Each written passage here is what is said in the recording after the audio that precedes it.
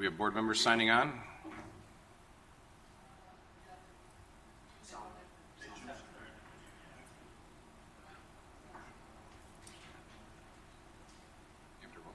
After the invocation. Okay. Good morning. We're going to go ahead and call the September 8th County Board meeting to order. Pledge of Allegiance. Sheila, will you lead us in the pledge, please? I pledge allegiance to the flag of the United States of America and to the republic for which it stands, one nation, under God, indivisible, with liberty and justice for all. Thank you. For invocation today, we have Rabbi Mark Rudolph from Congregation Beth Shalom in Naperville, who is joining us via Zoom. Rabbi, it's all yours. Good morning. It's an honor and a privilege to be participating today. I'm coming to you from my synagogue, Congregation Beth Shalom in Naperville. I'm in our main sanctuary. Behind me is our ark, where we keep scrolls. The ark is decorated with the first 10 letters of the Hebrew alphabet, representing the 10 Commandments. In 10 days, Jewish people around the world will be celebrating the Jewish New Year, Rosh Hashanah. According to our tradition, this is the birthday of the world, the anniversary of the creation of heaven and earth. On this day, all men and women on earth, according to this tradition, come before God one by one to be judged on our behavior of the previous year. God not only judges us individually, God judges the world as a whole. Our tradition teaches that in the days leading up to the new year, all people should think of the scale of justice upon which the world is judged as being evenly balanced. The good deeds of humanity on one side of the scale, the wicked deeds. Each person should consider that one good deed that he or she does can tip the scales decisively for the good and bring salvation and redemption to the world in the coming year. With that weighty thought in mind, I'd like to give this blessing. Our God and God of our ancestors, we invoke blessing upon our country, on the government and the leaders of our nation, and on all who exercise rightful authority in our community. Instruct them out of your law that they may administer all affairs of state in justice and equity. May peace and security, happiness and prosperity, right and freedom forever abide among us. Unite the inhabitants of our country of all backgrounds and creeds into a bond of true kinship, to banish hatred and bigotry, and to safeguard our ideals and institutions of freedom. May this land, under your providence, be an influence for good throughout the world, uniting all people in peace and in freedom. And let us say, Amen. Amen. Thank you, Rabbi. Thank you. Okay. Pursuant to the governor's executive order, I will entertain a motion to permit members of the board attending by telephone and Zoom to participate and vote in the meeting. Moved by Mr. Healy. Second. Second by Mr. Noonan. You can't vote yet, sorry. Be a roll call, please. That's right. Healy. Aye. Krajewski. Aye. Larson. Aye. Noonan. Aye. Ozog. Aye. Pachowski. Aye. Renahan. Aye. Rutledge. Aye. Selman. Aye. Tornatori. Zay. Aye. Chaplin. Aye. Covert. Aye. Desart. Aye. DeCiani. Aye. Eckhoff. Elliott. Aye. And Hart. Okay, thank you. That passes. Move on then to roll call. Mr. Deputy Clerk, please call the roll. Chaplin. Here. Covert. Here. Desart. Here. DeCiani. Here. Eckhoff. Elliott. Here. Hart. Healy. Krajewski. Here. Larson. Noonan. Ozog. Here. Pachowski. Renahan. Here. Rutledge. Here. Selman. Here. Tornatore. Zay. Here. Okay, thank you. We have a quorum. Move on to Chairman's report. We have an anniversary award today.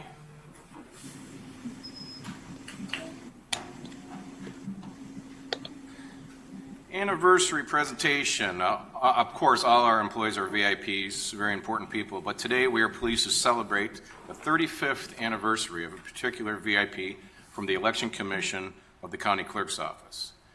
Scott McKay and Adam Johnson are here to tell us a little bit more about Kathy Vanna and 35 years. Gentlemen.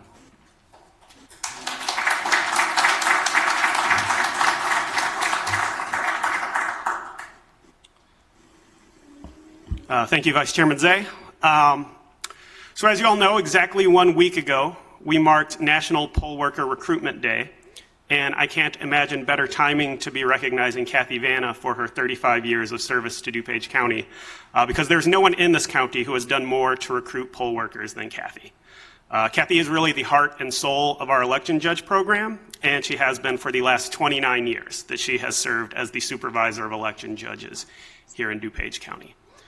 Even in a normal year, recruiting, training, and managing the thousands of judges required to run an election is a monumental undertaking, and as we all know, this has been anything but a normal year.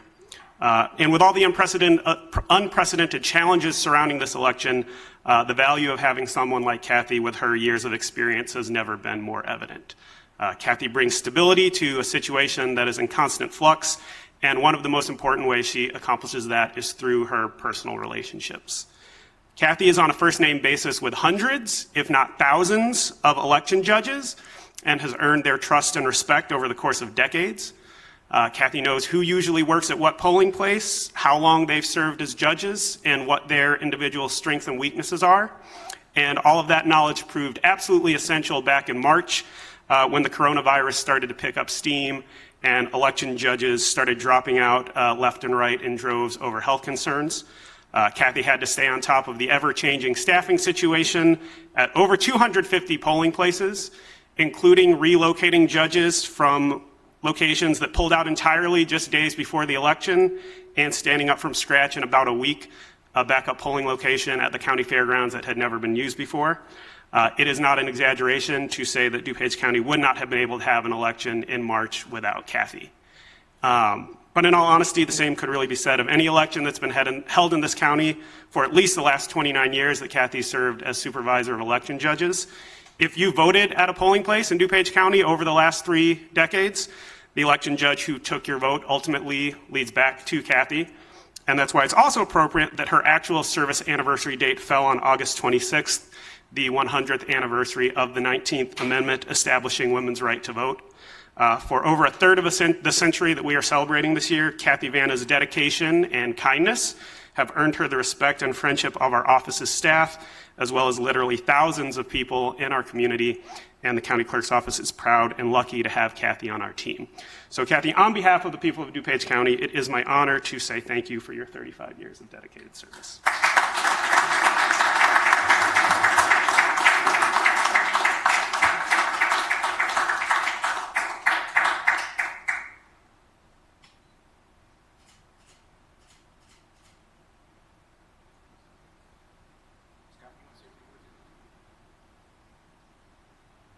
I think it's a privilege to be able to work here. I have enjoyed it. I've enjoyed all my coworkers and especially all the judges. Thank you.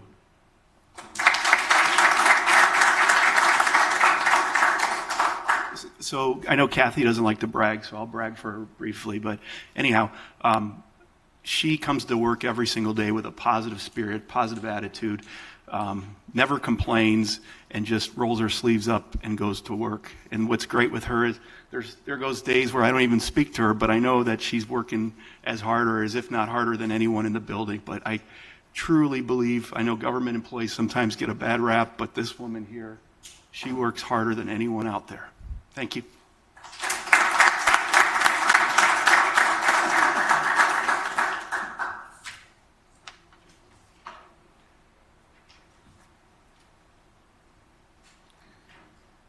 Thank you. Now we have a proclamation. I'd like to invite our former Lieutenant Governor Evelyn Sanguinetti, David Andacio, and Fernando Ramirez to the podium. Mr. Hart, you want to join us also?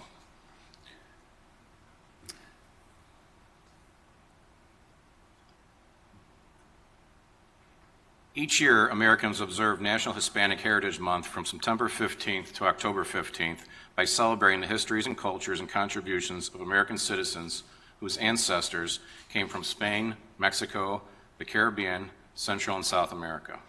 The observation started in 1968 as Hispanic Heritage Week under President Lyndon Johnson.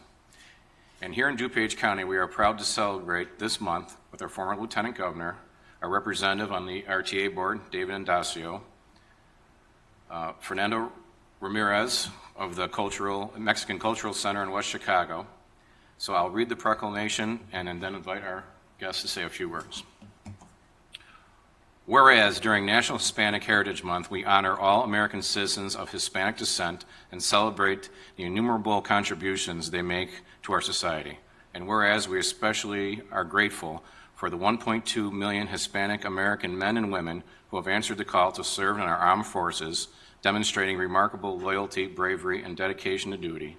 And whereas for generations of Hispanic Americans have played a pivotal role in our country's strength and prosperity, and their spirit, energy, and leadership are woven into the culture of America and enrich our lives. And whereas in DuPage County, the number of Hispanic residents has increased to more than 14% of the population, according to the 2019 census estimates. Whereas the Mexican Cultural Center of DuPage embraces its mission to encourage and promote heritage through cultural, ethnic, and civic activities designed to educate the Mexican community and the community at large. And whereas to honor these achievements of Hispanic Americans throughout the United States, Congress authorized a national proclamation designating September 5th through October 15th as National Hispanic Heritage Month. Now, therefore, be resolved that I, Daniel J. Cronin, I'm not, but Chairman of the County Board, and members of the County Board do hereby proclaim September 15th through October 15th as Hispanic Heritage Month in DuPage County, and call upon public officials, educators, librarians, and all residents to observe this month with appropriate ceremonies and activities and programs. Do I have a motion? Moved by Mr. Noonan, seconded by Mr. Puchowski. All in favor? Aye. Okay. Aye. Thank you. I don't think we do. So who wants, Evan, would you like to speak first? Yes. Oh, well, we have sanitizer right here. Well, it's fitting, since it's Hispanic Heritage Month, that I speak to my Hispanic brothers and sisters in Spanish. So, muchas felicidades a mis hermanos. Feliz mes de la herencia hispana. Happy Hispanic Heritage Month. Quiero que sepan que la discriminación en las viviendas es ilegal. I want you all to know that the Fair Housing protects against discrimination based on housing. Favor de llamarnos al número 630-690-6500 para servicios gratis. Please call us at 630-690-6500. Our services in favor of the Fair Housing Act and promoting it are free. Nuestros servicios son gratis. Feliz día, feliz mes de la herencia hispana.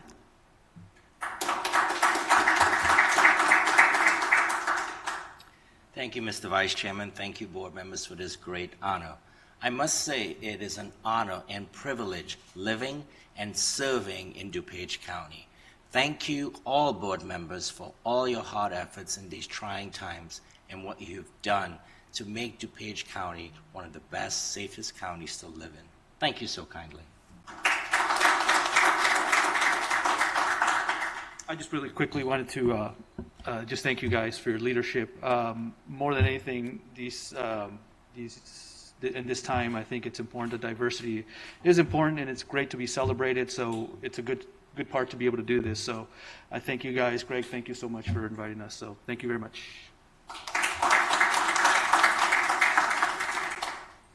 Thank you, and I'll be brief. Normally, every year, we join this weekend in West Chicago to celebrate the Mexican Independence Day celebration, which is one of the largest events outside of the city of Chicago to celebrate being Latino. And, because of the coronavirus pandemic, that obviously isn't taking place. But I think it's very telling that the spirit and the pride that the Hispanic community has in DuPage did not feel dampered by COVID. In fact, it's just as strong as ever. And I'm very pleased to have worked with all my board members to get this resolution passed for the second year in a row. But more importantly, really honored to have three fantastic pillars of the Latino community in DuPage County standing here beside us. So thank you all for being here, and thank you to the rest of the people on the board for passing this. Thank you.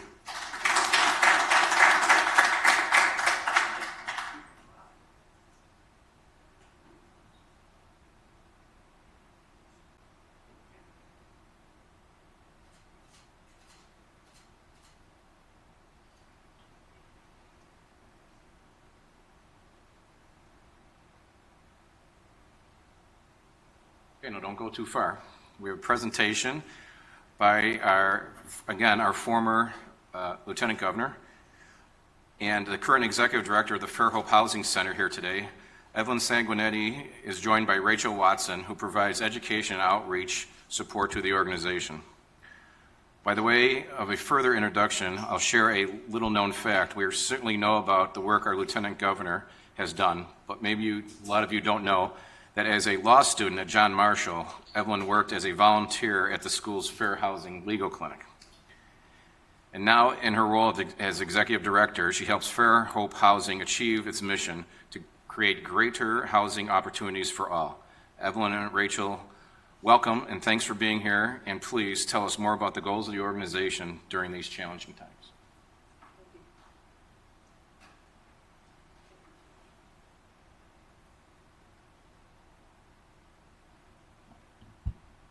I haven't grown since I was your Lieutenant Governor. I'm still 4 feet, 11 inches.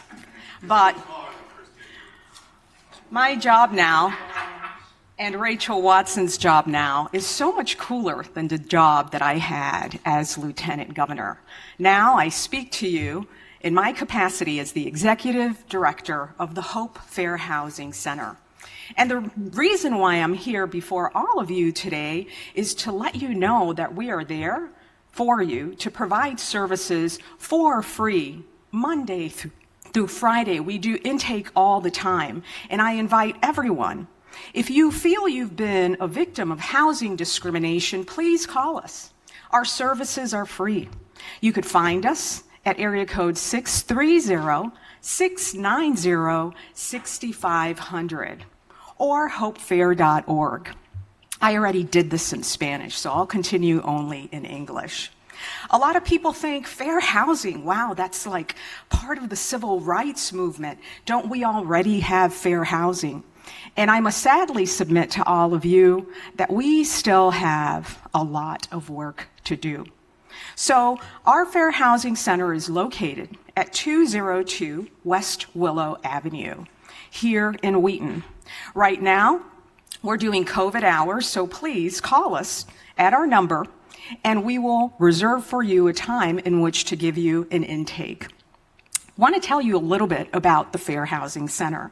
Did you know that we were established back in 1968, 2 years before I was born? The Hope Fair Housing Center was born out of the civil rights movement and immediately after the assassination of Dr. Martin Luther King Jr. We saw the need for the Fair Housing Act, and there it went. And what the Fair Housing Act provides is that no one could be discriminated against if you want to buy a home on different bases. And I want to tell you all those bases because I don't want to miss one. So, the Fair Housing Act prohibits discrimination based upon race, color, national origin, religion, sex, disability, familial status, ancestry, marital status, sexual orientation, gender identity, order of protection status, and unfavorable military status. So the list is really extensive, but some units of government provide even more protections. As a matter of fact, very few units of government actually provide protections if you're, for instance, a Section 8 voucher holder or get assistance from the government. Could you believe that people are still discriminated against based upon housing just because they hold that Section 8 voucher or get services from the government? In some places, that is illegal. Not yet under the Fair Housing Act, and not yet in the county of DuPage. Hint, hint. So, the Fair Housing Act is to ensure that all people have equal housing opportunities regardless of their membership in a protected class. So a lot of people walk up to me and say, Evelyn, your new stint is so cool. You provide fair housing, free housing that is, for everyone. Now, do you folks believe that the Fair Housing Act provides for free housing? No, it does not. What it says is that if I have the resources as a Latina to live wherever I want, I could do it, and you can't discriminate against me on the basis of that. So this is something that we could all stand behind, and it's something, this sort of discrimination, that is still very prevalent today. So, examples of fair housing practices. You may wonder, how do they do it? Well, denial of or lying about the availability of housing, home loans, or home insurance, or something like illegal steering, trying to send people to other neighborhoods right across the street. Another example of housing discrimination practices, constructing inaccessible buildings.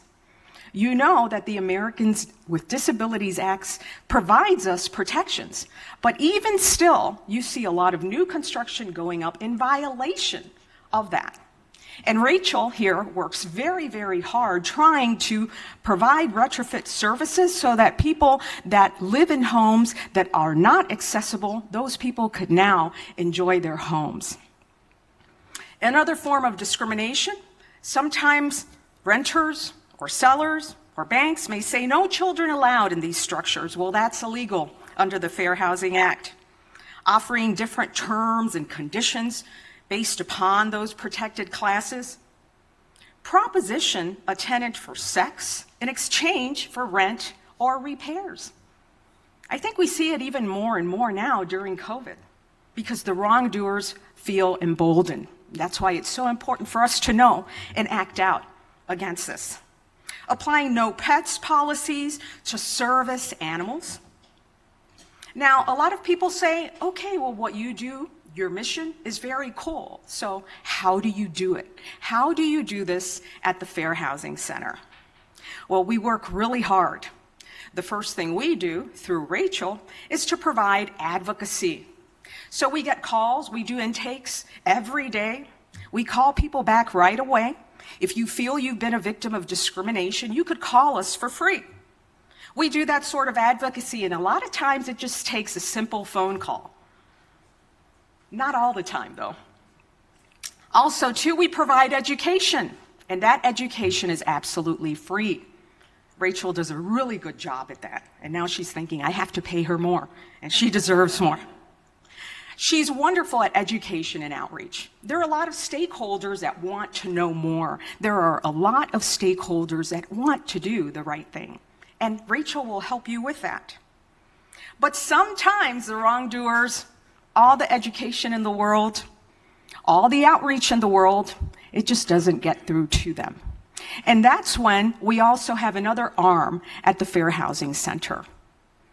So we educate testers.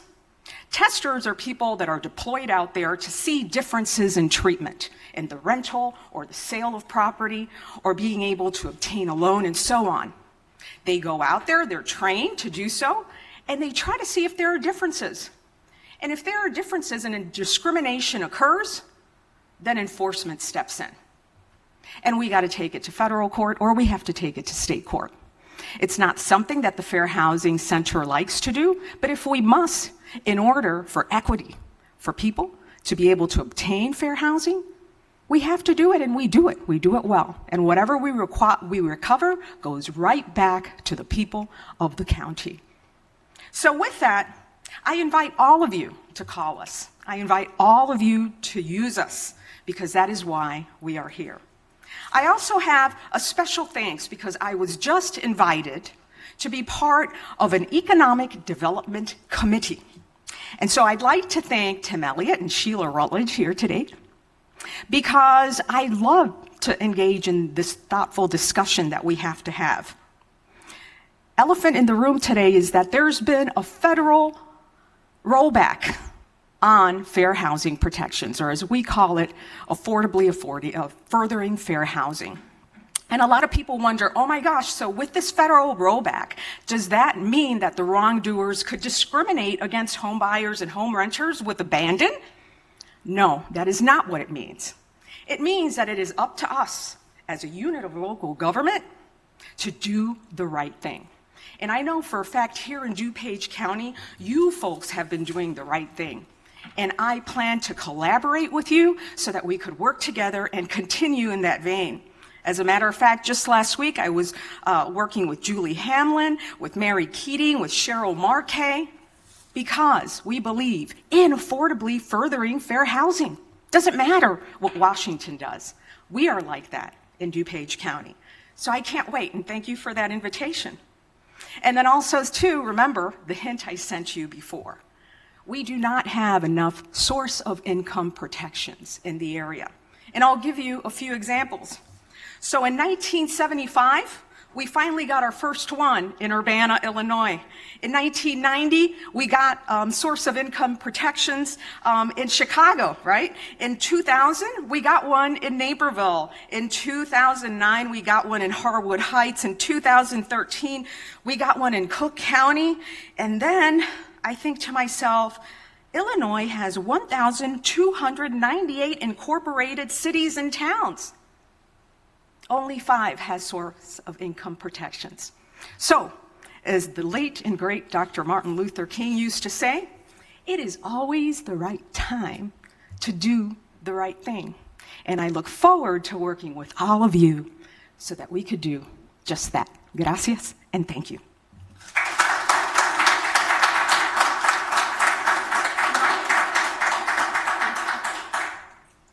Sorry, my mask got caught.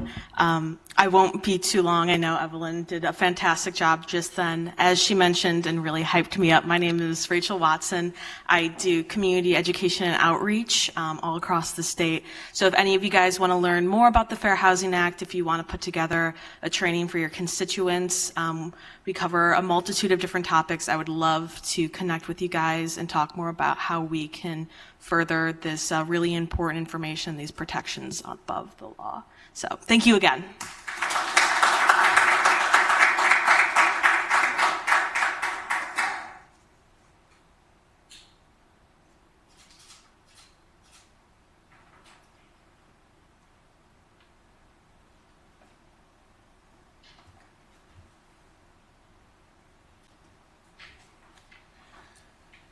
Thank you to all those people. Before we start the meeting, I'd like to point out the value of our investment in public safety. I want to take a moment to recognize Sheriff Mendrick and State's Attorney Bob Berlin. They worked around the clock when a series of violent home invasions left residents of Lombard and Wheaton shaken.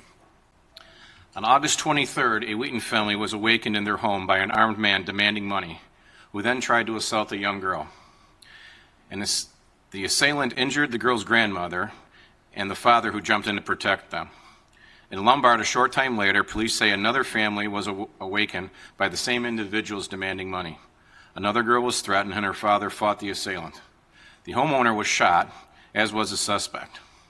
Evidence technicians collected blood from the scene and submitted it to the DuPage County Sheriff's Forensic Science Center on Monday, August 24th. By Wednesday of that week, scientists developed a DNA profile, submitted it to the state DNA indexing system, which provided a match. This led to the arrest of 3 suspects. All 3 are charged with home invasion, attempted first-degree murder, and aggravated battery with a firearm. If you talk to our state's attorney, Bob Berlin, he will tell you the key to the investigation was the DNA evidence. In most cases, prosecutors have to wait 6 months or more for DNA results. If samples are sent to the Illinois State Police Crime Lab, because of that, because we have our own lab right here in DuPage County, we're able to get DNA results in 2 days. and charge the offender 6 days after the offenses were committed. I'd like to commend Assistant State's Attorney Heather Mercer and Jennifer Lint, who spent 6 days and nights working the investigation with both the Wheaton and Lombard Police. And of course, we are grateful to the Lombard Police Chief, Roy Newton, and Wheaton Police Chief, Bill Murphy, for their officers' excellent work. The bottom line is DuPage residents have the right to feel safe in their homes and communities. We are fortunate this county has consistently invested in our own dedicated crime lab that allows for swift processing of evidence, which is critical in making arrests and filing charges. We make these investments because nothing more is important than our residents' safety. And if you saw the press conference, you will see that one gentleman had a warrant out for his arrest in Cook County for cutting off his home monitoring unit, and the other suspect was out on bail for carjacking. So again, I think residents in DuPage have the right to feel safe, and one of those ways is by us continuing our crime lab here, which again is not a function of the sheriff's office. It's not mandated, but we have funded it for years here. I think which shows the need for it, and that we wouldn't have to wait 6 months to find out what happened. So again, great work by our law enforcement here in DuPage County.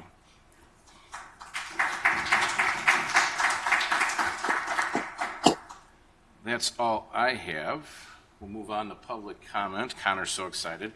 According to our county board rules, member of the public shall be afforded the time to address the board. Individual remarks shall not exceed 3 minutes in length, nor shall the total time provided by all remarks exceed 30 minutes. Our first speaker, clerk is giving you the sheets. I don't have any sign up. We don't no have sign anybody up for here. in person. We have nobody in person, so we'll then move on to the emailed ones. Connor? Can everyone hear me? Okay. The first comment's from Saeed Hake, H-A-Q-U-E. It's regarding chickens in unincorporated DuPage. It states the fickle food supply chain and low quality of foods in general have made raising animals ourselves a necessity. Chickens are easy to raise and can be done in small plots of land. Having food on the table will reduce income requirements for many and in turn lead to reduced crime rates for those who are suffering from the economic downturn. That concludes his comment. Next comment is from Lisa McGee. It's regarding the Willow Creek Church. It states, I know that the village has struggled with the Northwestern Central DuPage Hospital as a burden on our city, avoiding charges and taxes because of their nonprofit status. They need not honor goodwill promises or consider their neighbors because of legal standing. This will also be true of a nonprofit megachurch. The fact that it will be a burden to the neighbors with congestion and completely destroying the wooded area will be a strain on an already busy intersection is enough to reconsider this build. I'm sure it will also need increased police involvement in the traffic it will attract. Now add on the fact that there will be no tax benefit to the town. From what I understand, they don't even want to feed into our water system. They effectively pay nothing to us. We need no new nonprofits in Winfield. We need businesses and restaurants to strengthen our tax base already squeezed out by the big not-for-profit that's eating up our town. That concludes her comment. Next comment's from Daniel Brown. It's regarding Willow Creek. It states, I strongly object to the Willow Creek megachurch being built in Winfield. Period. I moved to Winfield 15 years ago because its quaint hometown feel, charm, and a lack of such monstrosities. Having previously lived in Hoffman Estates near another Willow Creek megachurch, I can personally attest to the burden of the local residents. I dealt with the exasperatingly frequent and excessive traffic congestion it generated. I literally would go miles out of my way just to try and avoid it. The aberration would not only lower our already hurting home values, making our community a less attractive place to live, but it would unquestionably generate a considerable mess on our limited roadways. The infrastructure cannot accommodate such an overwhelming impact. Roosevelt Road is the only egress from my home, and many times it can be a challenge already. Winfield residents do not need another not-for-profit financial burden. I suggest those in favor of this church that they find an area in their own neighborhood to skirt the building codes and build it there. Next comment's from Saeed Imam. It's regarding allowing chickens. It states, backyard chickens are a missing factor in having a complete sustainable food cycle. Chickens provide us with delicious eggs in these times of uncertainty. In a time where we are encouraged to stay home, this would be one less reason to make a grocery store run. Not only do chickens provide us with food, but they also eat our leftover food, which would get tossed in the garbage and eventually end up in the landfill. The misconception of them being loud is completely false. Their clucks are no louder than the meow of a cat, and the idea of them being a dirty animal is only as true as the owner. It could also be applied to cats, dogs, or any other household pets. The negativity of owning chickens is a very backward thought process which stems from the community being uneducated about this topic. Many towns and villages in the vicinity allow chickens. The best way to describe chicken keeping is they are pets with benefits. Next comment is from Kaylee Jewicz, Jewicz. It's regarding Willow Creek Church. It states, hello, I am a resident of beautiful Winfield, and I think these proposals from Willow Creek Church are just wrong. They will be a very profitable organization, and they not only want to be tax exempt, costing Winfield residents more money to support them, but they also do not want to follow proper fire and water ordinances. Do not let this happen to our town. That concludes her comment. Next comment is from Dana Detloff, Dettloff. It's regarding the Willow Creek Church. It states, I would like to state my concern regarding the proposed fire safety variance request for the Willow Creek of Wheaton Church. It's disappointing that the church is trying to circumvent the process and rules put in place to protect the community and church members. I oppose the fire safety variance request. I'm requesting that the county reject the request and again direct Willow Creek of Wheaton to restart the discussions with Winfield. Kind regards, Dana. Next comments from Roberta Johnson. It's regarding Willow Creek of Wheaton. It states, I wish to go on record opposing granting Willow Creek of Wheaton special zoning to avoid fire safety requirements.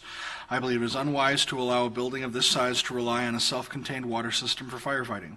Winfield Fire Department will be at a severe disadvantage if they, as the closest fire department, have to respond to a problem. I'm in favor of annexation to Winfield with a pilot contribution to Winfield to offset costs of providing services to yet another not-profit institution in our small town. The next comment is from Robin Schmidt. It's regarding the Willow Creek Megachurch. It states, please do not allow this church to pave over the beautiful rural feel of this lot, violate fire codes, and increase congestion approaching Central DuPage Hospital. I object to its expansion here. I live in North Naperville and work at CDH in Winfield. That concludes the comment. Next comment is from Edith Makra, M-A-K-R-A. It's regarding the Willow Creek Church. It states, I strongly oppose the nature of the development proposed by the Willow Creek Church for the unincorporated property adjacent to Winfield. I am specifically addressing the relevant zoning variance request regarding water supply for essential fire safety protection. Such a request endangers public safety and is irresponsible. Granting this variance would be irresponsible. Please do not grant this request.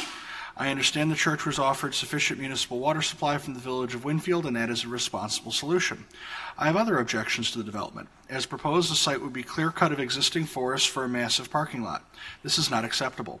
Eliminating the trees and cooling and stormwater benefits they provide, compounded with expansive new impervious pavement, will cause environmental harm to the county. Such a development should be directed to adaptive reuse of the brown fields in the county. We have plenty of options with shuttered malls, retail in the former Pheasant Run location. We cannot afford the loss of more trees and the addition of more pavement.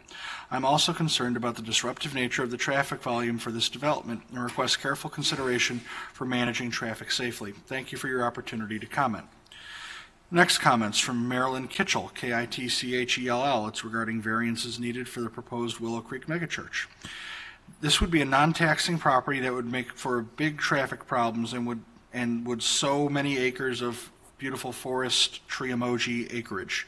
Do we want someone who's been devious in their dealings in Winfield? That concludes the comment. Next comment is from Gib Van Dyne, V-A-N-D-I-N-E. It's zoning request required by the Willow Creek Church. States, my comments were sent by email to Jessica and Felicia and included in the packet for ZBA members. They cannot be included here because they include maps and pictures. Nevertheless, please summarize my conclusions as an engineer that the site plan they present is completely flawed.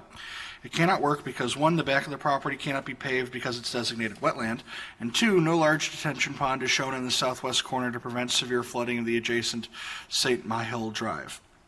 That concludes his comment. Next comment is from David Kusnierz, Kusnierz. It's regarding the Willow Creek of Wheaton megachurch. It states it would seem that our new neighbor does not want to pay for our public services. The church will not provide any money in the form of taxes, but wants to use our public infrastructure for their gain. How many mature trees are going to be cut down? The amount of stormwater created by cutting down the trees and then replacing their stormwater capacity with large tract of asphalt is a heinous act that will place a burden on our stormwater infrastructure. Does Wheaton really need more churches? Last I checked, there were nearly 100 of them. Say no to variances for this project.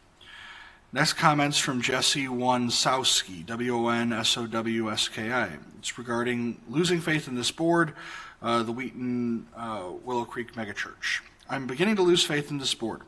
I feel as though 90% of the people object to something on this. If 90% of the people object to something on this board is okay with doing it. I don't understand why you would do this to your fellow neighbor and human being. Specifically, why set up a rule only to see someone game it, such as the rule that any place of assembly use public water and sewer, only to see Willow Creek come along and game this board into opting out of it. If you don't like the rule, fine, then remove it for everybody. But if you make an exception here, then there, then what's the point of the rule? I guess everyone just has to follow it except for this organization. Just smells bad. It's disappointing, we're losing faith, and I don't understand why we're not guided by better morals, especially with a well-respected organization such as Willow Creek. Really brings down that name and will further seed resentment in folks. That concludes the comment. Next comment's from Marge Visser, Visser. It's regarding the Willow Creek Church. It states, I am not against churches, but I am concerned about excessive traffic as Winfield Road is a main corridor between 88 and the county buildings. Tonight is about fire protection. Sewer and water are coming closer to the properties between 59 Roosevelt, Mack, and Winfield Roads. I feel that the church should hook up with the closest water and sewer. I had a house fire and 22 fire companies responded and needed to bring water tankers in to fight the fire. With a well, they may have access to water or they may not. Will they have a retention pond? Will it be available during deep freezes? I think it would be wiser to hook up with the sewer and water coming from the north of the site, and it will offer protection not only to human life but to their investment in their property. I encourage the committee to require water and sewer hookup for fire protection. The next comment's by Laura Ludwig. It's regarding the Willow Creek Church. And it's a bit of a long response, so I'm going to time it to keep it under 3 minutes. I got you. Okay, it states, please be informed that I am against the ordinance variation to Willow Creek, requesting that they can use septic and well. I'm a resident on Winfield Road. I have lived here since 2004 and since 2010 have seen nothing but problems emanating from the bad decisions by the Winfield Village, the DuPage County Zoning Board, etc. There's a very disconnected organization as it relates to the management of the Winfield corridor. There's a flooding because of variations that have been granted. There are excessive and fatal car accidents and a complete erosion of the neighborhood home values. We purchased our home at 1 South 651 Winfield Road in 2004 and have invested several $100,000 into our property, paying DuPage County taxes and permit fees for the projects. We have never felt that DuPage County has ever provided us with any regard as it relates to the representing our views or considering our voices in their decisions. We live in a representative democracy, and apparently there really isn't any representation. The road is posted at 45 miles per hour, and yet all traffic, including DuPage County employees, drive 55 miles per hour and over past our home, including the sheriff. This complete lack of regard for the laws and zoning rules is abhorrent. Our neighbor's son was killed last summer on Winfield Road, and we have witnessed multiple accidents each year because there is no enforcement of the law. Why do we have zoning requirements when the government entities can easily and swiftly decide without taxpayer input how they would move forward with making their plans? Why are the laws not enforced? The same instance has just happened recently with regards to Trillium Farms.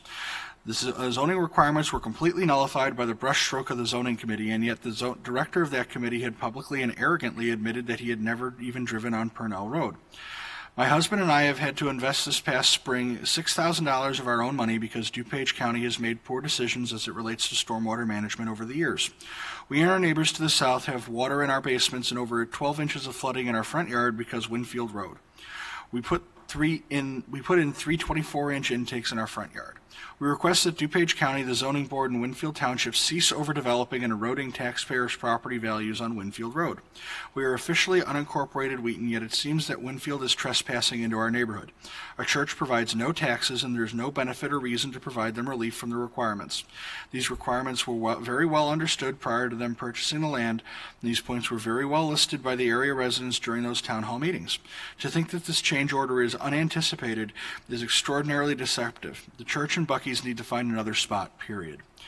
Next comment is from Laura Harrison. It's regarding county board perving. It says, remove your utility hackers. My husband, Michael Andrew Harrison, is kidnapped by your EMT fire department personnel, and your county boards are perving in private residence.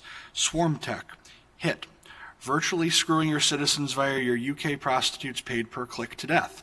Charges include conspiring to murder full communities, including West Chicago, Warrenville, Glenelly, Chino, Riverside, and Redondo Beach. Squatters hired by your vice pervs. Remove your Wi-Fi Connect hookers. That concludes the comment. The next comment is from Stephanie Erickson. It's regarding the Willow Creek Megachurch. It states, we are opposed to a variance for this church. Additionally, we are opposed to this church because of the need to deforest the acreage. This will destroy the habitat for wildlife, reduce carbon cleansing, and eliminate a privacy and noise buffer for the neighboring area. The light pollution and additional traffic involved are also a negative. I'm under the assumption that the church will not pay taxes as a not-for-profit organization. Therefore, I believe the church is harmful to my neighborhood and without any known benefit.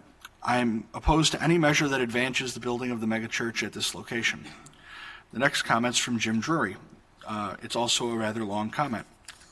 It's regarding opposition to the proposed Willow Creek Development Zoning Ordinance variance. It states, to whom it may concern, I live at 1 South 281 St. Michael Drive in Winfield, kitty corner to the southwest of the proposed Willow Creek Church development. We completed building a new home last year after 3 years of planning and working with the county to receive our permit. Our property is the lowest lot in the area and is upstream of the retention pond across the street. We have had increasing amounts of runoff onto our property due to the weather changes over the past 4 years. During permitting, we received a wetland delineation on less than 5% of our 1 acre wooded lot. We were required to create a 100-foot buffer to obtain our permit. We are still under county supervision to meet the county's stormwater department's permit requirements. I also find it very curious that the current proposed WCC plan may be developed and approved with the current site plan on file, per Gib Van Dyne's earlier comments below. Already, the scrapping of Bucky's property upstream from our property has resulted in additional more onto our property during massive rain events and winter thaws. Since scrapping Bucky's, the runoff includes more back soil, silt, and organic debris, which clogs our stormwater drain at our property's back. This has created sheet runoff onto our property and home. This new development plan will only increase our problems if completed as proposed. In light of the above, my questions and comments are: 1, why is there no retention pond in the southwest corner of the proposed plan? 2, who does this development benefit, and why would the county offer zoning concessions on a development project that most likely impacts other properties negatively like ours? What guarantees do I have this development won't create even more runoff? Who has the liability if this development does create more runoff onto our property and our subdivision? Who will be responsible if it does? Can I get a guarantee in writing that it won't cause more water runoff? What will increased runoff do to the value of our property? After our experience building our home and working with the county and understanding the inherent stormwater problems surrounding the situation, I concur with Mr. Van Dam. This plan is unworkable as proposed and puts all the stormwater burden of those downstream and downstream from the proposed WCC development. Respectfully, Jim Drury.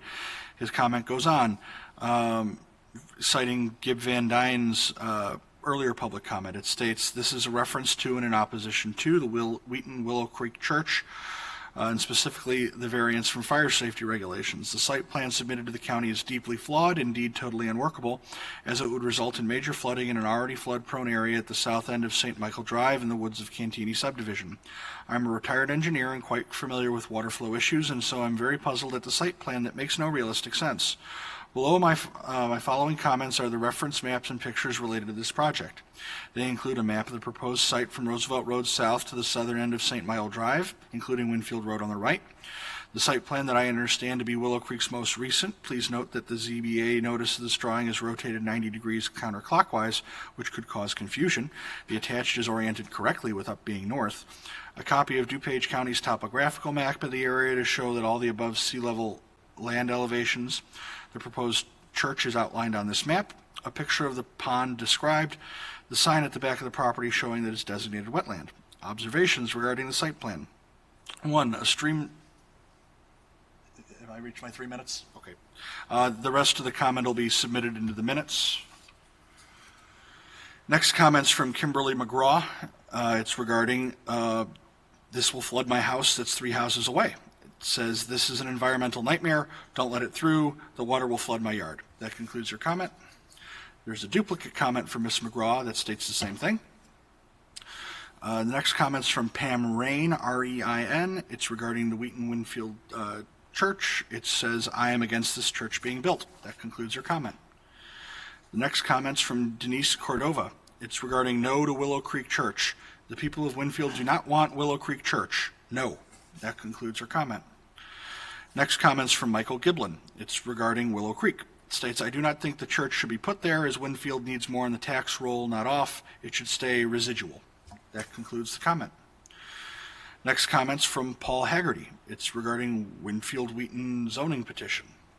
It states, I am totally against this variance being allowed. Too dense and eat too much traffic. Vote no. That concludes the comment. Next comment's from Susan Bossman.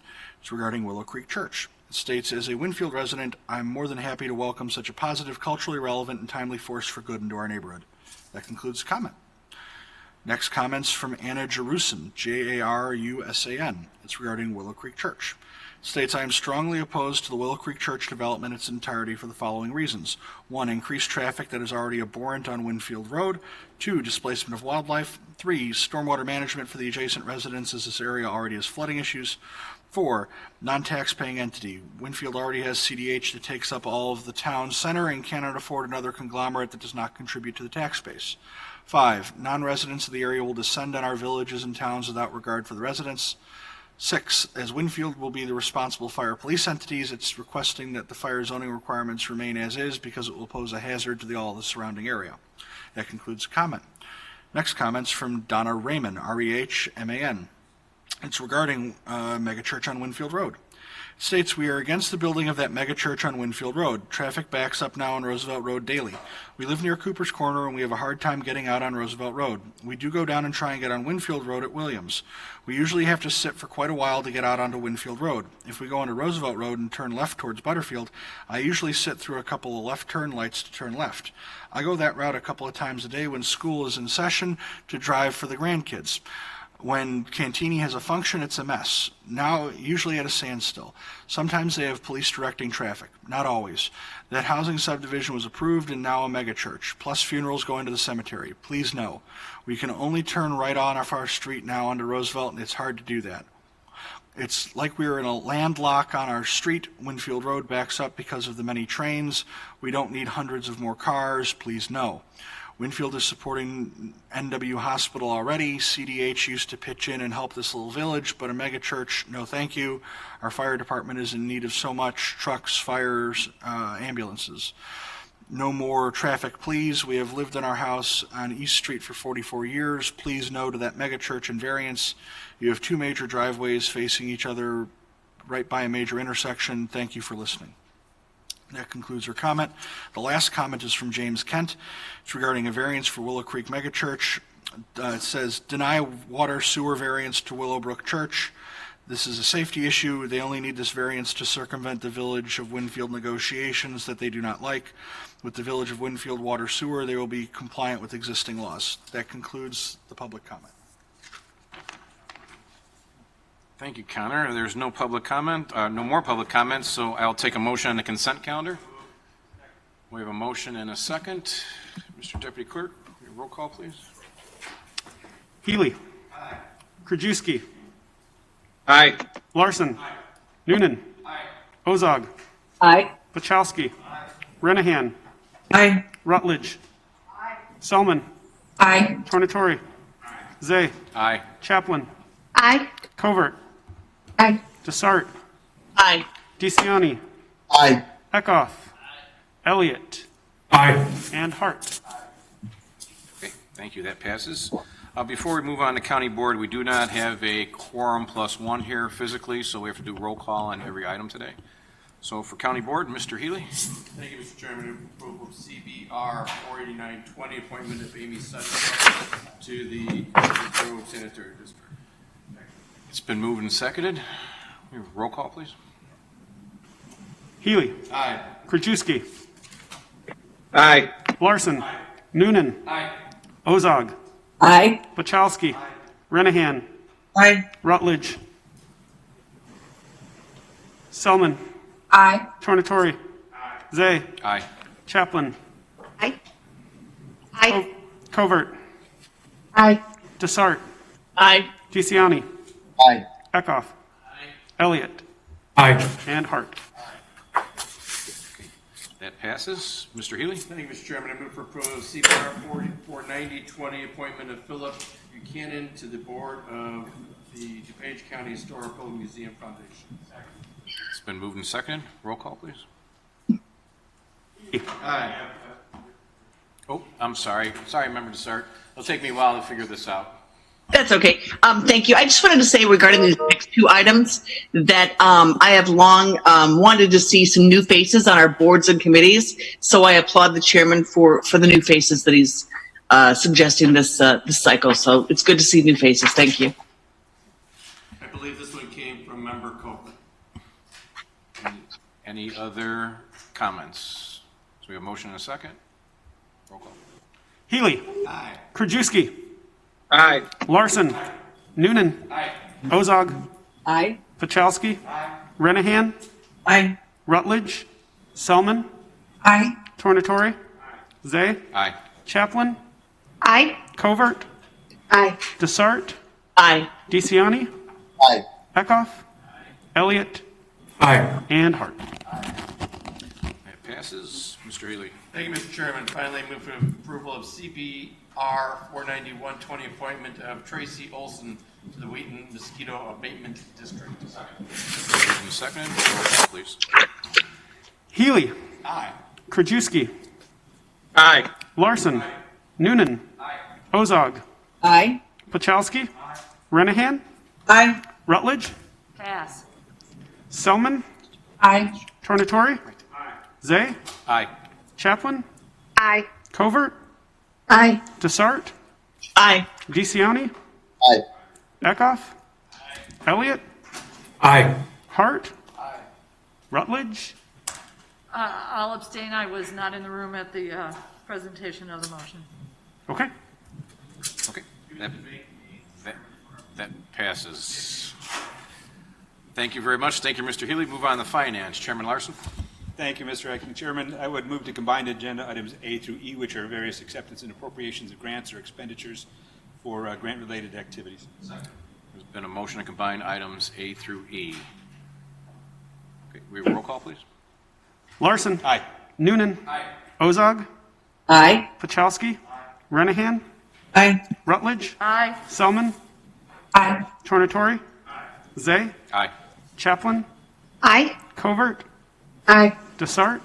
Aye. DeCiani. Aye. Eckhoff. Elliott. Aye. Hart. Healy. And Krajewski. Aye.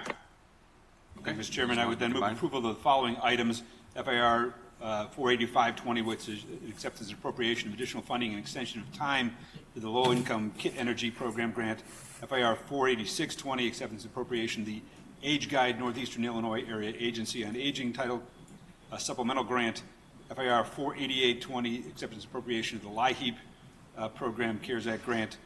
FIR 49220, approval of a resolution improving the grant agreements with eligible nonprofit organizations for direct costs in the amount of $1,563,588, and FIR 49320, approval of a resolution improving grant agreements with the residential and behavioral health providers for a total amount of $825,268. Okay, it's been moved and seconded. Any questions? Seeing none, roll call, please. Larson. Aye. Noonan. Aye. Ozog. Aye. Pachowski. Renahan. Aye. Rutledge. Aye. Selman. Aye. Tornatore. Aye. Zay. Aye. Chaplin. Aye. Covert. Desart. Aye. Covert voted aye. I think she was. Aye. Oh, sorry. DeCiani. Aye. Eckhoff. Elliott. Aye. Hart. Healy. And Krajewski. Aye. Okay, thank you. Those pass. Thank you, Mr. Larson? Chairman. Move approval of FIR 49420, budget transfer to various companies and accounting agencies. It's been moved and seconded. Any questions? Seeing none, roll call, please. Larson. Aye. Noonan. Aye. Ozog. Aye. Pachowski. Renahan. Aye. Rutledge. Selman. Aye. Tornatore. Zay. Aye. Chaplin. Aye. Covert. Aye. Desart. Aye. DeCiani. Aye. Eckhoff. Elliott. Aye. Hart. Healy. And Krajewski. Aye. Okay, that passes. Thank you, Mr. Chairman. Chairman Approval of FIR 49620, placing names on payroll. Been a motion and a second. Any questions? Roll call. Larson. Aye. Noonan. Ozog. Aye. Pachowski. Renahan. Aye. Rutledge. Aye. Selman. Aye. Tornatori. Zay. Aye. Chaplin. Aye. Covert. Aye. Desart. Aye. DeCiani. Aye. Eckhoff. Elliott. Aye. Hart. Healy. And Krajewski. Aye. That passes. Chairman Larson. Thank you, Mr. Chairman. Move approval of FIR 49720, ratification of emergency procurement of goods and services in the amount of $117,200. Been a motion and a second. Seeing no questions, roll call, please. Larson. Aye. Noonan. Ozog. Aye. Pachowski. Renahan. Aye. Rutledge. Selman. Aye. Tornatori. Zay. Aye. Chaplin. Aye. Covert. Aye. Desart. Aye. DeCiani. Aye. Eckhoff. Elliott. Aye. Hart. Healy. And Krajewski. Aye. Okay, that passes. Chairman Larson. Thank you, Mr. Chairman. Move approval of FIR 49820, additional appropriation for the Circuit Court Clerk Operations Administration Fund. We have a motion and a second. Any questions? Member Desart? Just a comment. I just wanted to say to the rest of my board colleagues how much I appreciated our conversation on this item during finance. It really helped solidify things for me when I had questions. So thank you for the earlier conversation. Do we have any other comments, questions? No? Roll call, please. Larson. Aye. Noonan. Ozog. Aye. Pachowski. Renahan. Aye. Rutledge. Aye. Selman. Aye. Tornatori. Zay. Aye. Chaplin. Aye. Covert. Aye. Desart. Aye. DeCiani. Aye. Eckhoff. Elliott. Aye. Hart. Healy. And Krajewski. Aye. Okay, motion passes. Chairman Thank Larson. you, Mr. Chairman. I would then move to combine agenda items J through P, which are all various intergovernmental agreements for approval of the funding for some of our CARES Act projects. There's been a motion and a second to combine items J through P. Okay, roll call, please. Larson. Aye. Noonan. Ozog. Aye. Pachowski. Renahan. Aye. Rutledge. Aye. Selman. Aye. Tornatori. Zay. Aye. Chaplin. Aye. Covert. Aye. Desart. Aye. DeCiani. Aye. Eckhoff. Elliott. Aye. Hart. Healy. And Krajewski. Aye.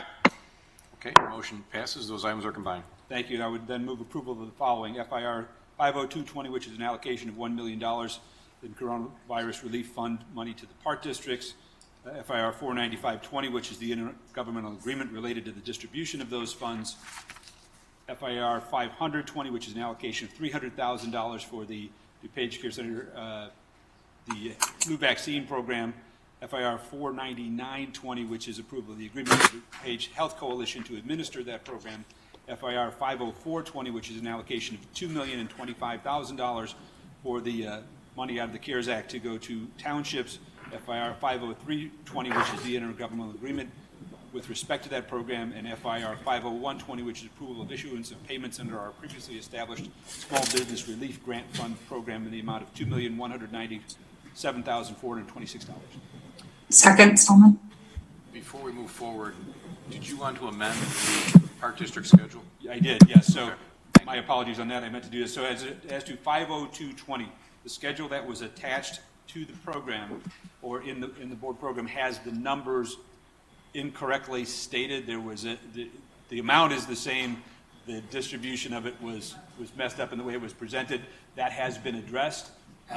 Everyone should have received an email with the appropriate allocation of that funds. It doesn't affect the amount. It just clarifies the schedule for how those funds will be made available to the various park districts.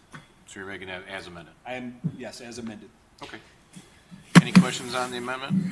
No? Okay, we roll call, please, on all items. Larson. Aye. Noonan. Ozog. Aye. Pachowski. Renahan. Aye. Rutledge. Aye. Selman. Aye. Tornatori. Zay. Aye. Chaplin. Aye. Covert. Aye. Desart. Aye. DeCiani.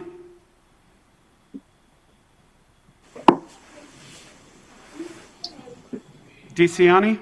He's frozen. Oh, there he is. Aye. Eckhoff. Elliott. Aye. Hart. Healy. And Krajewski. Aye. Okay, thank you. That passes. Chairman Larson? Oh, I was frozen. I'm sorry. See, with my last item, approval of FIP 23420, recommendation of approval of contract to the Sodas Law Firm for professional legal services, the amount not to exceed $150,000. Okay, it's been moved and seconded. Any questions? Seeing none, roll call, please. Larson. Aye. Noonan. Aye. Ozog. Aye. Pachowski. Renahan. Aye. Rutledge. Aye. Selman. Aye. Tornatori. Zay. Aye. Chaplin. Aye. Covert. Aye. Desart. Aye. DeCiani. Aye. Eckhoff. Elliott. Aye. Hart. Healy. And Krajewski. Aye. Okay, that passes. Thank you, Chairman Larson. Move on to development. Chairman Tornatori. Thank you, Mr. Chairman. I move to approve DCO 54-20, Ordinance Z 2022. This is an approval of a zoning hearing officer's variation to reduce the side yard setback. As a result of the zoning hearing officer's recommendation to deny the approval, it would require a three-quarter majority vote of this board this morning. If your desire is to approve this and overturn the zoning hearing officer and the development committee, you would be voting aye. If your vote is to affirm the denial from the zoning hearing officer and the development committee, you would be voting no. Okay, we have a motion and a second. Any questions? Seeing none, roll call, please. Tornatori. No. Zay. No. Chaplin. No. Covert. No. Desart. No. DeCiani. No. Eckhoff. Elliott. No. Hart. Healy. No. Krajewski. No. Larson. Noonan. Ozog. No. Pachowski. Renahan. No. Rutledge. No. And Selman. No. Okay, that passes. Thank you. Thank you, Mr. Chairman. I move to combine items B through J. These are all zoning hearing officers' recommendations to approve, as well as development committee's unanimous votes to approve as well. Okay, For there's a- various conditional uses and variations. Okay, there's been a motion to combine items B through J. Roll call, please. Tornatori. Aye. Zay. Aye. Chaplin. Aye. Covert. Aye. Desart. Aye. DeCiani. Aye. Eckhoff. Elliott. Aye. Hart. Healy. Krajewski. Krajewski. Is he frozen? Larson. Noonan. Ozog. Aye. Pachowski. Renahan. Aye. Rutledge. Selman. Aye. And Krajewski. Aye. Sorry, lost internet connection. I think after Comcast, they give you better service. Okay, those items pass. On the roll call now, Member Tornatori. These Thank you, items are Mr. combined. Chairman. I move to approve DCO 55-20, Ordinance Z 2029, Layton, an approval of a zoning hearing officer's conditional use to allow an existing shed.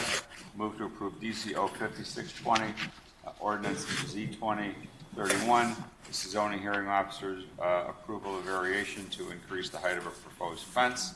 I move to approve DCO 57-20, Ordinance Z 2037, also a zoning hearing officer's recommendation for a conditional use to increase the size of a detached garage. Move to approve DCO 58-20, Ordinance Z 2038. This is zoning hearing officer's recommendation to approve a conditional use to allow an existing shed to remain on the property. Move to approve DCO 59-20, Ordinance Z 2039, Gillette. Zoning hearing officer's approval of a conditional use to allow an existing shed to remain less than 30 feet from the corner side property line. Move to approve DCO 60-20, Ordinance Z 2040, Strew. This is also a zoning hearing officer's recommendation to approve a conditional use to allow an existing shed to remain on the property. Move to approve DC 061-20, ordinance C 2044.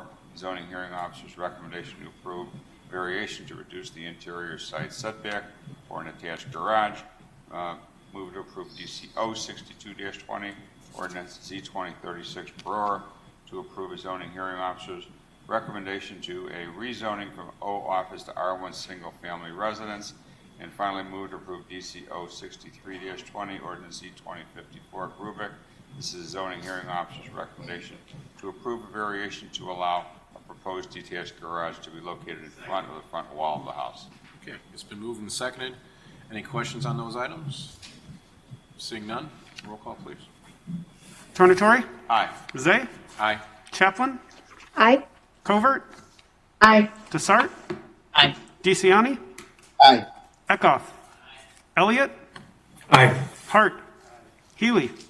Krajewski? Aye. Larson? Noonan? Ozog? Aye. Pachowski? Renahan? Aye. Rutledge? And Selman. Aye. Those pass. Thank you, Mr. Development.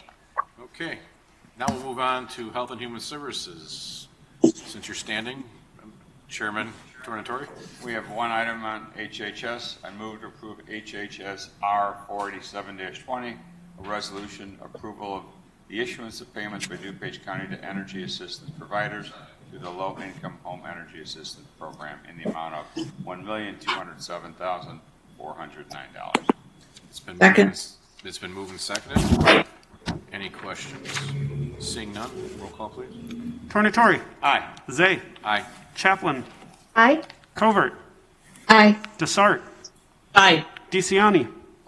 Eckhoff? Elliott? Aye. Hart? Healy? Krajewski? Aye. Larson? Noonan? Ozog? Aye. Pachowski? Renahan? Aye. Rutledge?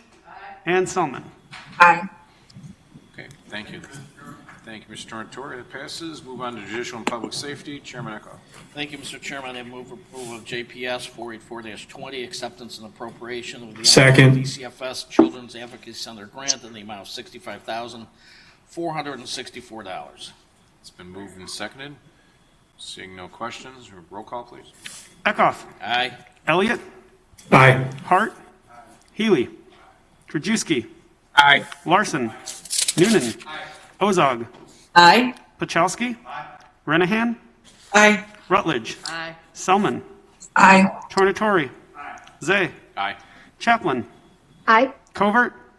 Aye. Desart? Aye. And DeCiani? Aye. Okay, that passes. Thank you, Mr. Eckhoff. Move on to Public Works. Chairman Healy.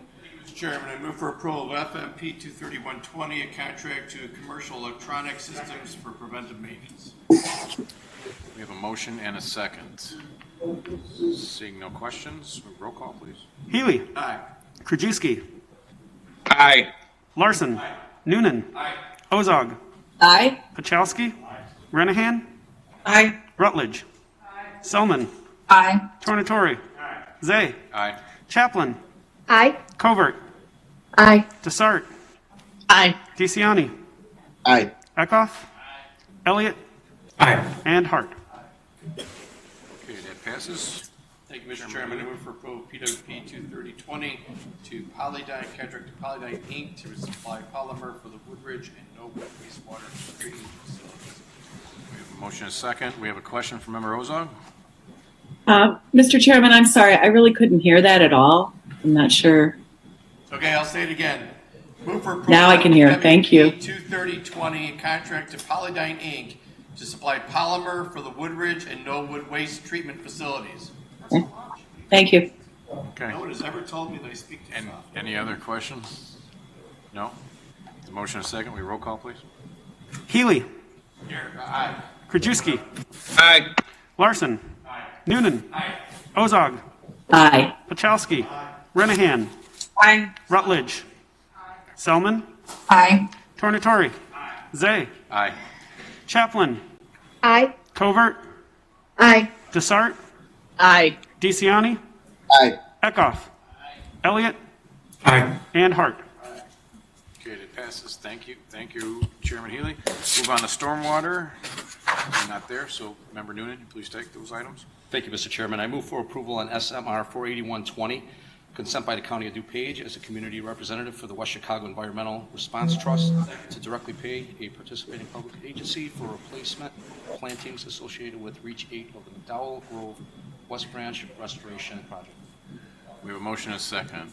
Seeing no questions, we have roll call, please. Noonan. Aye. Ozog. Aye. Pachowski. Renahan. Aye. Rutledge. Aye. Selman. Aye. Tornatore. Zay. Aye. Chaplin. Aye. Covert. Aye. Desart. Aye. DeCiani. Aye. Eckhoff. Elliott. Aye. Hart. Healy. Krajewski. Aye. And Larson. Okay, those items pass. Member Noonan. Mr. Chairman, I move for approval on SMR 48220, recommendation for acceptance of a temporary construction easement. We have a motion and a second. Seeing no questions, roll call, please. Noonan. Aye. Ozog. Aye. Pachowski. Renahan. Renahan. Aye. Rutledge. Aye. Selman. Aye. Tornatore. Zay. Aye. Chaplin. Aye. Covert. Aye. Desart. Aye. DeCiani. Aye. Eckhoff. Elliott. Aye. Hart. Healy. Krajewski. Aye. And Larson. Okay, that item passes. Member Noonan. Thank you, Mr. Chairman. I move for approval on SMR 48320, recommendation for acceptance of a temporary construction easement. We have a motion and a second. Seeing no questions, roll call, please. Noonan. Aye. Ozog. Aye. Pachowski. Renahan. Aye. Rutledge. Aye. Selman. Aye. Tornatore. Zay. Aye. Chaplin. Aye. Covert. Aye. Desart. Aye. DeCiani. Aye. Eckhoff. Elliott. Aye. Hart. Healy. Krajewski. Aye. And Larson. Okay, that item passes. Member Noonan. And finally, Mr. Chairman, I move for approval on SMP 22920, recommendation for the approval of a contract issued to Stanley Consultants for a contract total not to exceed $164,000. Okay, we have a motion and a second. Seeing no questions, roll call, please. Noonan. Aye. Ozog. Aye. Pachowski. Renahan. Aye. Rutledge. Aye. Selman. Aye. Tornatore. Zay. Aye. Chaplin. Aye. Covert. Aye. Desart. Aye. DeCiani. Aye. Eckhoff. Elliott. Aye. Hart. Healy. Krajewski. Aye. And Larson. Okay, that item passes. Thank you, Mr. Noonan. Move on to technology. Chairman Hart. Thank you, Mr. Chairman. Two items today, both COVID items. I move on TEP 235-20, recommendation for the approval of a contract purchase order to CDW Government, Inc. for the purchase and installation of upgrades to the current Citrix environment. We have a motion and a second. Any questions? Seeing no questions, roll call, please. Hart. Aye. Healy. Krajewski. Aye. Larson. Noonan. Ozog. No. Pachowski. Renahan. No. Rutledge. Aye. Selman. Aye. Tornatore. Zay. Aye. Chaplin. No. Covert. Aye. Desart. No. DeCiani. Aye. Eckhoff.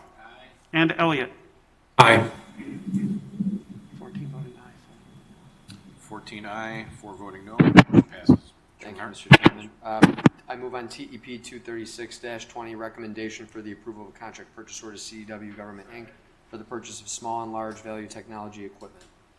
We have a motion and a second. Seeing no questions, roll call, please. Hart. Aye. Healy. Krajewski. Aye. Larson. Noonan. Ozog. No. Pachowski. Renahan. No. Rutledge. Aye. Selman. Aye. Tornatore. Zay. Aye. Chaplin. No. Covert. Aye. Desart. No. DeCiani. Aye. Eckhoff. And Elliott. Aye. 14 voting aye, 4 voting no. 14 voting aye, 4 voting no. The motion carries. Thank you, Mr. Hart. Move on to transportation. Chairman Pachowski. Thank you, Mr. Chairman. I would move to approve DTR 46420, which is a reimbursement agreement between the County of DuPage and Union Pacific Railroad for improvements. Second, Desart. We have a motion and a second. Seeing no questions, roll call, please. Pachowski. Aye. Renahan. Aye. Rutledge. Aye. Selman. Aye. Tornatori. Zay. Aye. Chaplin. Aye. Covert. Aye. Desart. Aye. DeCiani. Aye. Eckhoff. Elliott. Aye. Hart. Healy. Krajewski. Aye. Larson. Noonan. And Ozog. Aye. Okay, that motion passes. Chairman Pachowski. Thank you, Mr. Chairman. Move to approve DTR 46820, which was an amendment to a resolution for a local public agency agreement for federal participation with the County of DuPage and the Illinois Department of Transportation. We have a motion and a second. Seeing no questions, roll call, please. Pachowski. Aye. Renahan. Aye. Rutledge. I'm sorry, aye. Selman. Aye. Tornatori. Zay. Aye. Chaplin. Aye. Covert. Aye. Desart. Aye. DeCiani. Aye. Eckhoff. Elliott. Aye. Hart. Healy. Krajewski. Aye. Larson. Noonan. And Ozog. Aye. Okay, motion carries. Chairman. I would move to approve DTP 23220, recommendation to approve a contract to Vault Manufacturing to furnish and deliver curb shoes and snowplow blades as needed. We have a motion and a second. Seeing no questions, roll call, please. Pachowski. Aye. Renahan. Aye. Rutledge. Selman. Aye. Tornatori. Zay. Aye. Chaplin. Aye. Covert. Aye. Desart. Aye. DeCiani. Aye. Eckhoff. Elliott. Aye. Hart. Healy. Krajewski. Aye. Larson. Noonan. And Ozog. Aye. Okay, motion passes. Chairman Pachowski. Thank you, Mr. Chairman. Finally, lastly, I would move to approve DTP 23320, a contract to Knight EA Inc. for Phase 1 engineering services along Fabian Parkway. We have a motion and a second. Any questions? Seeing no questions, roll call, please. Pachowski. Aye. Renahan. Aye. Rutledge. Selman. Aye. Tornatori. Zay. Aye. Chaplin. No. Covert. Aye. Desart. No. DeCiani. Aye. Eckhoff. Elliott. Aye. Hart. Healy. Krajewski. Aye. Larson. Noonan. Ozog. No. 15 voting aye, 3 voting no. Motion passes. Thank you, Mr. Pachowski. Move on to old business. Anybody has anything on old business? Come on now, it's not even 11:30. I got 11:40 in the pool. No? Okay. We'll move on to new business. Anybody has any new business? Member Ozog. Hey, thank you, Mr. Chairman. Yesterday marked 6 months since I attended my last meeting in person, along with several other board members. And I think it's time, none of us really know how long we're going to be dealing with the effects of this pandemic. But I think it's time for the county to establish, and again, I don't know if this is in the works or if we have actually approved a work from home policy. Today, we approved almost $400,000 of tech for working at home, working remote. We currently, as far as I know, do not have a policy about how we are going to handle this, who is eligible, which departments, et cetera. And I think it's really time that we do that. And concurrently, we need to talk about what the mask policy is going to be specifically within the 421 building. I know there's signs advising you to wear masks, but I will note that today seems to be inconsistent in terms of the board members and staff who are present, people taking masks off to speak, people not wearing a mask, et cetera. And at this point, I think both of these policies need to be written down on paper because we are going to be dealing with this pandemic for the definitely foreseeable future. And I want to know what we're going to do in terms of board members continuing to attend remotely. I plan to continue attending remotely. I have several pre-existing conditions and am at high risk. So to sit in a boardroom for a number of hours is really not to my benefit. So I think we really need to get going on this. I'd like to see a policy and move forward with what we're going to do about working from home, set a few month period or reevaluate after a 3 or 4 month period, et cetera. And I also want to see a consistent use of masks and a policy. Thank you. Okay, thank you. Member Rutledge. Thank you, Chairman. I have been attending meetings since we opened back the building back up early June. I don't remember what date that was. But I just want to attest to the atmosphere I see here at the county building. I have never felt unsafe here since the building reopened. The cleaning I see constantly. If people are removing their masks to speak, they are already doing the 6 feet social distancing, and I feel just as safe here as I do anywhere else in public, and that cannot be 100% at this. But I think there is value in talking with my other board members, making sure issues are getting addressed. So I understand the people that don't want to come in, but I think there is a lot to be said for being here in the building, communicating with staff and other board members. So that's how I feel about that. Thank you. Okay. Thank you, Member Rutledge. Member Selman, then Member Desart. Thank you so much, Vice Chairman Zay.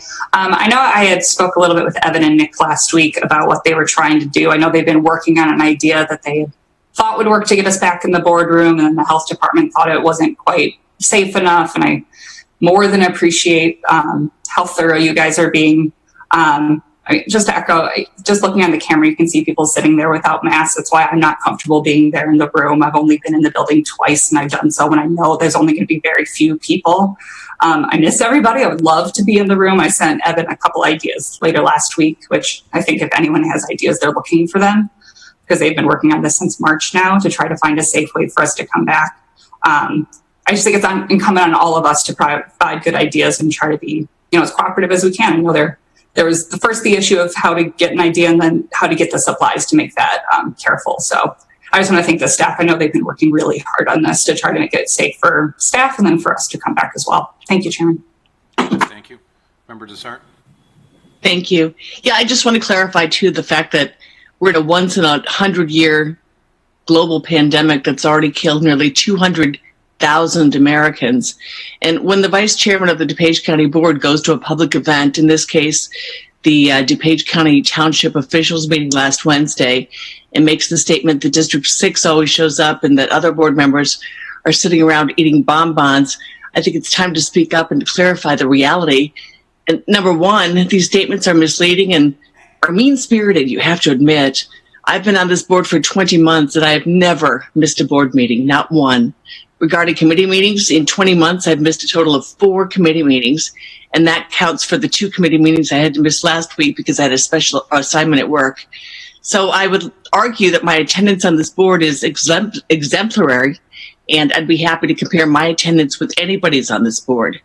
2, per the gubernatorial guidance to public bodies during COVID-19 Act from March 9th, 2020, and then updated July 2nd, 2020, the new Act, Public Act number 101-0640, it allows a public body to hold an open or closed meeting by audio or video conference without the physical presence of a quorum of the members during a public health crisis. And again, make no mistake, 200,000 100,000 dead Americans is a public health crisis.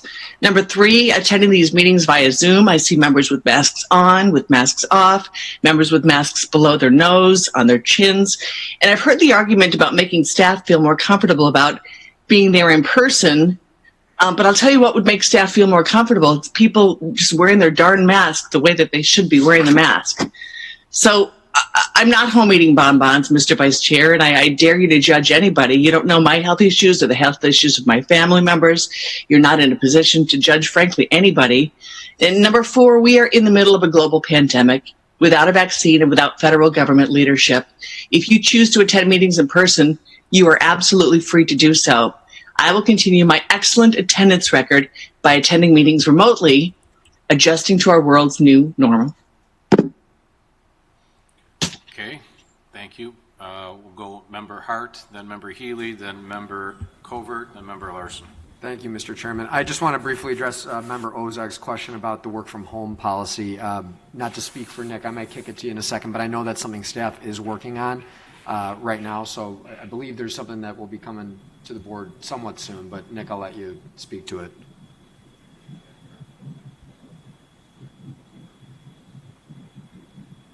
Can everybody hear me okay?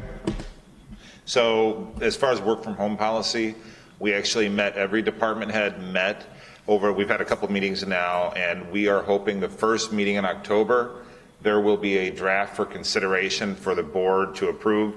And we're all not only looking at for the COVID, but we're trying to make it so it works beyond COVID as well. And we're hoping to have it in front of you, obviously for consideration at that point, but if we get it done earlier, we'll send a draft around to the entire board as well. Thank you, Nick. Member Healy. I think Member Zay was referring to me because on one occasion he caught me eating something while I was on the website. So I was the one eating the bonbons. I think that's I was eating salted caramels. You said bonbons. It was salted caramels. Member Covert. I just want to thank Nick Kottmeyer for setting up the plexiglass. I know I spoke with him a couple months ago about setting up plexiglass in the county boardroom, and I see that.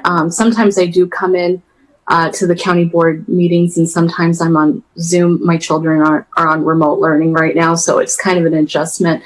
But I do want to thank Nick Kottmeyer for setting up the plexiglass, and hopefully maybe we could get plexiglass between members so people feel a little safer, more safe. Then I just wanted to also point out that, you know, whoever is, I echo what Member Rutledge says, that there's a lot of value coming to the board meetings physically. And I as a board member who is in sometimes remote at meetings and sometimes physically, I see the difference. And there is a lot more value coming into the building and interacting with everybody.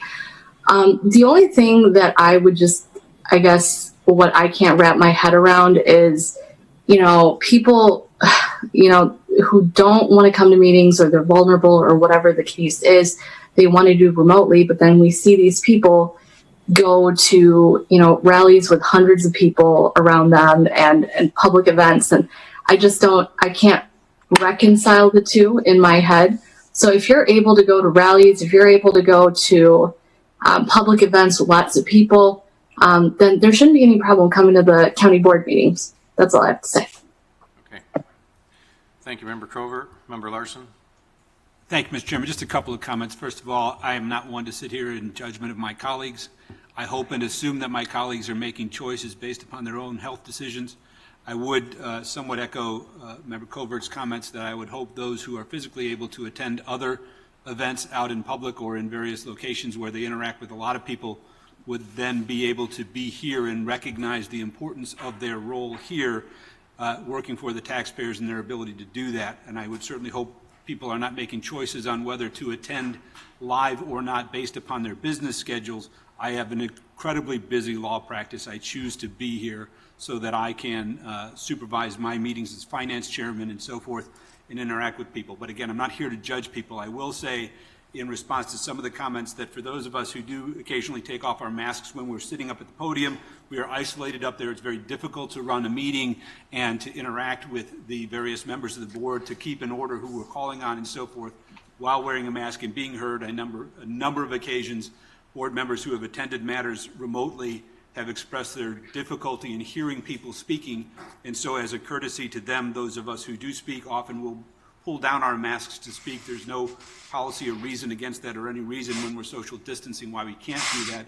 Certainly the podium up front is socially distanced. The only people who are up there are the person recording the meeting and the state's attorney, both of whom are separated from the chairperson by plexiglass. So I think that's a perfectly appropriate way to handle the situation, and I'll leave everyone to their own conscience and judgment if they are not physically able to be here for safety reasons. Thank you, Member Larson. Second time, Member Ozog. Thank you, Mr. Chairman. Yesterday at a press conference, I observed the President of the United States ask a reporter to take his mask off. He refused. The next reporter did so, and he was praised by the President. I didn't want to get political here, but there is a significant difference, and I have attended one walk about the Black Lives Matter protest back in June. There's a significant difference of being in a masked group and everyone is masked and you're outside, okay? So what we need here, and that was my original comment, is a policy. We are now 6 months into this, and we really need a policy, first of all, to let our employees in 421 know who is able to work from home. Are we going to be doing this going forward? My daughter's company has just decided that they will be working at home until next May, okay? And you're starting to hear other companies who are allowing work from home for the duration of this crisis or forever. So we have an issue to deal with in terms of employment. But the other point I want to make is that an outdoor exposure is far different than an indoor exposure. And we know very little about this virus. We learn something new all the time. But I'll also point out, and this has bothered me for some time, and I've expressed this, but one of our members, Member Elliott, for many months wanted to make sure that board members could not utilize the health care, which we do pay for. And that was a big issue. So those of us who plan to stay home until this a vaccine is available or conditions are considered much less, the risk is much lower, DuPage rates are no longer growing for infection, et cetera, need to be cognizant of the fact that we need to protect ourselves. And I really think that it's important that we have a policy. We're 6 months into this. Our employees deserve it. And we also need to make sure that this doesn't go political for board members who choose to not be at the meetings and attend virtually. Thank you. Mr. Elliott, I obviously, since your name was mentioned, you would like to speak? Thank you. It wasn't political until the last speaker made it political. I will only point out in correction, I have never said that someone shouldn't take the health benefits. I've only said that the members ought to pay for their own health benefits. We could save $170,000 if the members of this board paid their own health benefits in full. Period. Hard stop. Thank you. Okay, Member Krajewski. Yeah, sorry, Member Zay, Chairman Zay or Vice Chairman Zay. It's after 11:40, so I guess you lost the pool. But I want to apologize because we could have got out earlier, but I was on my way to the county and my car broke down, so I would have been there. We could have called the votes instead of having to call everybody's name. But they just texted me, my car's ready, so I'm going to let you guys continue your discussion on the policy. So thank you, and I'm sorry we had to go longer, but fully intending on being out there. Well, thank you for using local businesses, Member Krajewski. Anybody else? I know Member Ozog, I think it's your fourth time. Anybody else? No? Member Ozog? I'll point out that we could also have those who are receiving pensions contribute their own benefit, and that costs more than the health care. But again, we need a policy, and we need one really soon. Thank you. Okay, we were so close today, so close. Just to respond, I want to thank a lot of people for the update that we're in a pandemic.